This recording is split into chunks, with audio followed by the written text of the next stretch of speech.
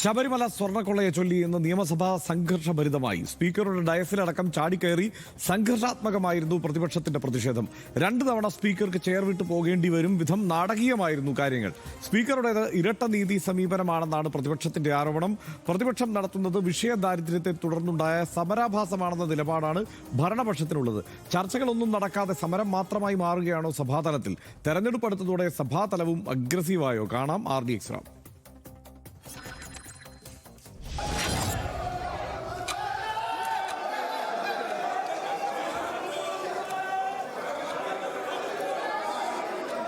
ശബരിമല സ്വർണ്ണക്കൊള്ള ഉയർത്തി നിയമസഭയിൽ പ്രതിപക്ഷം ഉയർത്തിയത് അപ്രതീക്ഷിതവും അസാധാരണവുമായ പ്രതിഷേധം. ചോദ്യോത്തരവേള തുടങ്ങുമ്പോൾ തന്നെ സഭാ നടപടികളോട് സഹകരിക്കില്ലെന്ന് പ്രതിപക്ഷ നേതാവ് പ്രഖ്യാപിച്ചു. പ്രതിപക്ഷം നടുത്തളത്തിലിറങ്ങി ബാനറും പ്ലക്കാർഡുകളും കൊണ്ട് സ്പീക്കറുടെ മുഖം മറച്ചു. പ്ലക്കാർഡുകൾ താഴ്ത്തിയില്ലെങ്കിൽ പിടിച്ചു വാങ്ങേണ്ടി വരുമെന്ന് സ്പീക്കർ പറഞ്ഞു. സ്പീക്കറുടെ ഡയസിൽ കയറാനുള്ള പ്രതിപക്ഷ MLA-മാരായ അൻവർ സാദത്തിന്റെയും TV ഇബ്രാഹിമിന്റെയും ശ്രമം വാച്ച് ആൻഡ് വാർഡ് തടഞ്ഞു. ഇതോടെ സഭയിൽ കാര്യങ്ങൾ സംഘർഷ സാഹചര്യത്തിലേക്ക് മാറി. ഒടുവിൽ സ്പീക്കർ AN ഷംസീറിന് സഭ വിട്ടു പോകേണ്ടി വന്നു. സഭ വീണ്ടും ചേർന്നപ്പോഴും സംഘർഷത്തിന്റെ തനി ആവർത്തനം. ഇത്തവണ ചാടിക്കടക്കാൻ ശ്രമിച്ചത് മാത്യു കുഴൽനാടനും PC വിഷ്ണുനാഥുമായിരുന്നു. ഇതോടെ സ്പീക്കറും കടുപ്പിച്ചു. വാച്ച് ആൻഡ് വാർഡ് ബാനർ പിടിച്ചെടുത്തു. സ്പീക്കറെ ബാനർ കൊണ്ട് അന്ധനാക്കുന്നത് നീതീകരിക്കാൻ പറ്റില്ലെന്ന് AN ഷംസീർ പ്രതിപക്ഷ നേതാവിനെ ഓർമ്മപ്പെടുത്തി. അതോടെ മുഖ്യമന്ത്രി സംസാരിക്കുന്നതിന് കാത്തുനിൽക്കാതെ പ്രതിപക്ഷം സഭ വിട്ടു. RDX rap, news Malayalam.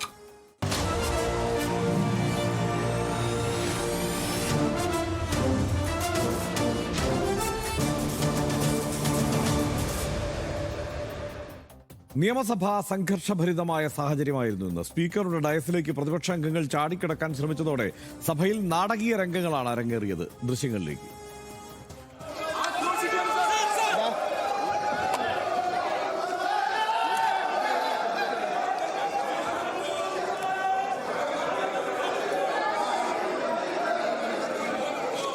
Shrimati U പ്രതിഭ, ബഹുമാനപ്പെട്ട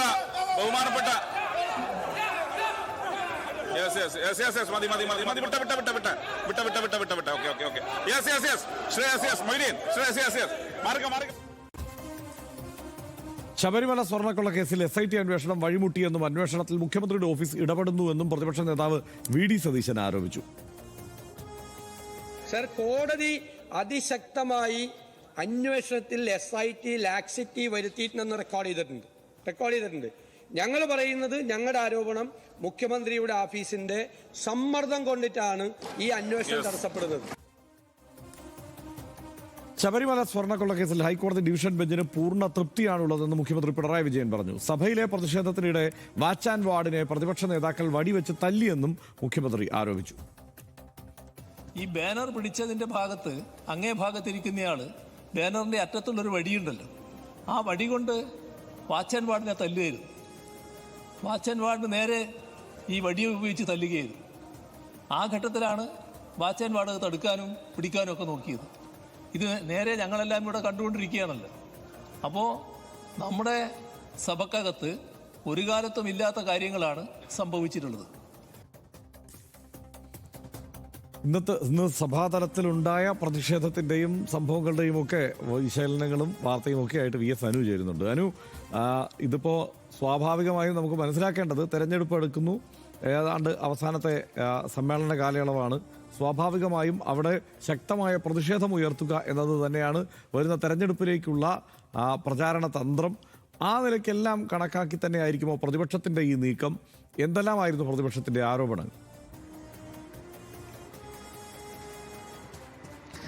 ഹർഷൻ, നിയമസഭയ്ക്കകത്ത് ഈ സമാനമായതോ അല്ലെങ്കിൽ അതിൽ കൂടുതലോ ഉള്ള പ്രതിഷേധങ്ങളൊക്കെ നമ്മൾ കണ്ടിട്ടുണ്ട്. പക്ഷേ ഇവിടെ എന്താണ് പ്രശ്നമെന്ന് ചോദിച്ചു കഴിഞ്ഞാൽ, ഈ ശബരിമല സ്വർണ്ണക്കൊള്ളയുമായി ബന്ധപ്പെട്ട വിഷയം സഭയിൽ ചർച്ച ചെയ്യാൻ അവസരം ഉണ്ടായിരിക്കെ ആ ചർച്ചയിലേക്ക് പോകാതെ ആ വിഷയം ഉയർത്തിക്കൊണ്ടുള്ള വലിയ പ്രതിഷേധങ്ങൾക്കാണ് പ്രതിപക്ഷം സഭയിൽ ഈ പ്രതിഷേധങ്ങൾ നടത്തുന്നത്. ഇന്ന് നോക്കും, ഇന്ന് വേണമെങ്കിൽ അടിയന്തര പ്രമേയമായി വിഷയം കൊണ്ടുവരാം. പക്ഷേ അടിയന്തര പ്രമേയം മാത്രം കൊണ്ടുവരാൻ മാത്രമല്ല, ഈ സഭയിൽ ചോദ്യോത്തര വേള ആരംഭിക്കുമ്പോൾ തന്നെ ഈ വിഷയം ഉയർത്തിക്കൊണ്ട് സഭയുടെ പുറത്ത് ഇന്നിപ്പോൾ ഈ രണ്ട് പ്രതിപക്ഷ MLA-മാർ അവിടെ സമരം ചെയ്യുന്നുണ്ട്. പക്ഷേ അതുകൂടാതെ സഭയുടെ നടുത്തളത്തിലേക്കും സമരം കൊണ്ടുപോകുന്നു എന്ന് പറഞ്ഞുകൊണ്ടാണ് പ്രതിപക്ഷ നേതാവ് ഇന്ന് പ്രതിപക്ഷ അംഗങ്ങളെ സഭയുടെ നടുത്തളത്തിലേക്ക് പറഞ്ഞു വിടുന്നത്. അവിടെ വലിയ രീതിയിലുള്ള പ്രതിഷേധങ്ങൾ നടക്കുന്നു, മുദ്രാവാക്യങ്ങൾ നടക്കുന്നു. ആ സമയത്ത് ട്രഷറി ബെഞ്ചിൽ നിന്നും ഭരണപക്ഷ അംഗങ്ങൾ കൂടി നടുത്തളത്തിലേക്ക് ഇറങ്ങിയില്ലെങ്കിൽ കൂടി ഈ മന്ത്രിമാരുടെ ഭാഗത്ത് വന്ന് അവരും ഒരുമിച്ച് നിന്ന് തിരികെ മുദ്രാവാക്യം വിളിക്കുന്ന കാഴ്ച നമ്മൾ കണ്ടു. അവിടെയാണ് 9:39 ഈ പറയുന്ന അൻവർ സാദത്ത് വളരെ പെട്ടെന്ന് പ്രകോപിതനായി ഈ സ്പീക്കർ ഡയസിലേക്ക് ചാടിക്കയറാൻ വേണ്ടി ശ്രമിക്കുന്ന വാച്ചാൻപാട് തടയാൻ ശ്രമിക്കുകയൊക്കെ ചെയ്തത്. ഏതായാലും ശബരിമല കൂടുതൽ പ്രക്ഷുബ്ധമാക്കും, ഇനിയും വിഷയം ഉയർത്തി സഭയിലും പ്രക്ഷുബ്ധമാക്കാനാണ് പ്രതിപക്ഷത്തിന്റെ നീക്കം. വരും ദിവസങ്ങളിലും സമാനമായ രീതിയിൽ വിഷയം ചർച്ചയ്ക്കെടുക്കാനല്ല, പക്ഷേ വിഷയം ഉയർത്തി സഭയിൽ ഈ പറയുന്ന പ്രതിഷേധം ഉയർത്താനാണ് പ്രതിപക്ഷത്തിന്റെ നീക്കം. എന്തുകൊണ്ടാണ് അങ്ങനെ ഒരു ചർച്ചയിലേക്ക് കടക്കുന്നില്ല എന്ന് ചോദിച്ചാൽ, സ്വാഭാവികം ചർച്ചയിലേക്ക് കടന്നാൽ ഭരണപക്ഷ MLA-മാർക്കാണ് കൂടുതൽ സമയം സംസാരിക്കാനുള്ള സമയം ലഭിക്കുക. ഈ പറയുന്ന ചർച്ചയുടെ ഒരു ഓർഡർ അങ്ങനെയാണല്ലോ. മാത്രമല്ല ഏറ്റവും ഒടുവിൽ സ്വാഭാവികമായും ദേവസ്വം മന്ത്രിയോ അല്ലെങ്കിൽ മുഖ്യമന്ത്രി തന്നെയോ ഇക്കാര്യത്തിൽ മറുപടി പറയേണ്ടി വരും. അങ്ങനെ വരുമ്പോൾ ഈ സോണിയാഗാന്ധിയുടെ പേരടക്കം വീണ്ടും വീണ്ടും ആവർത്തിച്ച് സഭയിലേക്ക് വരുന്ന ഒരു സാഹചര്യം ഉണ്ടാകും. അത് ഒരുപക്ഷെ ഒഴിവാക്കാനായിരിക്കാം ഇങ്ങനെ ഒരു നീക്കത്തിലേക്ക്, അതായത് ചർച്ചയല്ല, പകരം അതിശക്തമായ പ്രതിഷേധമാണ് സഭയിൽ സ്വർണ്ണക്കൊള്ളയുമായി ബന്ധപ്പെട്ട് നടത്തേണ്ടത് എന്ന തീരുമാനത്തിലേക്ക് പ്രതിപക്ഷം കടന്നിരിക്കുന്നത്. നാളെയും സമാനമായ രീതിയിൽ സഭയിൽ പ്രക്ഷുബ്ധമാക്കാൻ തന്നെയാണ് പ്രതിപക്ഷത്തിന്റെ ഒരു നീക്കമെന്നാണ് മനസ്സിലാക്കാൻ വേണ്ടി സാധിക്കുന്നത്. ഹർഷൻ, റൈറ്റ് അനു, എന്തായാലും സ്വർണം കെട്ടവരാരപ്പ എന്നുള്ള പാട്ട് തദ്ദേശ ഭരണ തെരഞ്ഞെടുപ്പിൽ വലിയ നേട്ടമുണ്ടാക്കി തന്നു എന്നുള്ള വിശ്വാസത്തിലും വിലയിരുത്തലിലുമാണ് പ്രതിപക്ഷമുള്ളത്. അതുകൊണ്ട് തന്നെ അടുത്ത തെരഞ്ഞെടുപ്പ് കാലം വരെ, നിയമസഭാ തെരഞ്ഞെടുപ്പ് കാലം വരെ ഈ വിഷയം കത്തിച്ചു നിർത്തുക എന്നതൊരു രാഷ്ട്രീയ തന്ത്രമായി പ്രതിപക്ഷം സ്വീകരിച്ചാൽ അതിനെ ഇപ്പം ഏതെങ്കിലും തരത്തിൽ നമുക്ക് തെറ്റു പറയാൻ കഴിയുമോ എന്ന് ചോദിച്ചാൽ ഒരൊറ്റ പ്രശ്നമേ ഉള്ളൂ. ഈ വിഷയം സഭയിൽ ചർച്ച ചെയ്യാവുന്ന സാഹചര്യം ഉണ്ടല്ലോ. സഭയിൽ ചർച്ച ചെയ്യുന്നതിനപ്പുറത്ത് സഭയ്ക്ക് പുറത്ത് പ്രതിഷേധങ്ങൾ ശക്തമാക്കുകയും സഭയ്ക്കുള്ളിൽ ഇത് ചർച്ച ചെയ്ത് നാട്ടുകാരെ അറിയിക്കാനുള്ള ഒരു സാധ്യത തിരഞ്ഞെടുക്കുകയും അല്ലേ ചെയ്യേണ്ടത് എന്നുള്ളതാണ് സ്വാഭാവികമായും നമുക്ക് മുന്നിൽ ഉയരുന്ന ചോദ്യം. പക്ഷേ ആ ചർച്ചയല്ല, ഇനി അങ്ങോട്ട് പ്രതിഷേധം മാത്രം എന്നതാണ് പ്രതിപക്ഷം സ്വീകരിച്ചിരിക്കുന്ന സമീപനം എന്നാണ് മനസ്സിലാക്കേണ്ടത്. പ്രതിപക്ഷം ഒരു വിഷയത്തിൽ ചർച്ച ആവശ്യപ്പെട്ടാൽ അത് അനുവദിച്ചു നൽകുന്നതാണ് 15ാം നിയമസഭയിൽ കണ്ടുവരുന്ന പതിവ് രീതി. അത് അനുവദിക്കും എന്നുള്ള സൂചന ആവർത്തിച്ച് ഇപ്പോൾ ഭരണപക്ഷത്ത് നിന്ന് വീണ്ടും ഈ വിഷയം ഉയരുമ്പോഴും വരുന്നുണ്ട്. ശബരിമല സ്വർണ്ണക്കൊള്ള വിഷയത്തിൽ സർക്കാർ ചർച്ചയ്ക്ക് തയ്യാറായിട്ടും പ്രതിപക്ഷം അതിൽ നിന്ന് പിൻവാങ്ങുന്നതാണ് ഈ സഭാ സമ്മേളന കാലയളവിലെ കാഴ്ച. അതായത് പ്രതിപക്ഷത്തിന് അറിയാം ഇത് ഉന്നയിച്ചാൽ ചർച്ചയിലേക്ക് പോകും എന്ന്. ഈ വിഷയം ഉയർത്തി ഒരു അടിയന്തര പ്രമേയ നോട്ടീസ് നൽകാൻ പോലും പ്രതിപക്ഷം ഇതുവരെ തയ്യാറായിട്ടില്ല. ചോദ്യങ്ങൾക്ക് മറുപടി നൽകുന്നതിന് പകരം സർക്കാർ രാഷ്ട്രീയ വിശദീകരണത്തിനാകാൻ ശ്രമിക്കുക എന്ന ഭയം പ്രതിപക്ഷത്തിനുണ്ട് എന്നുള്ളതും നമ്മളിപ്പോൾ മനസ്സിലാക്കണം.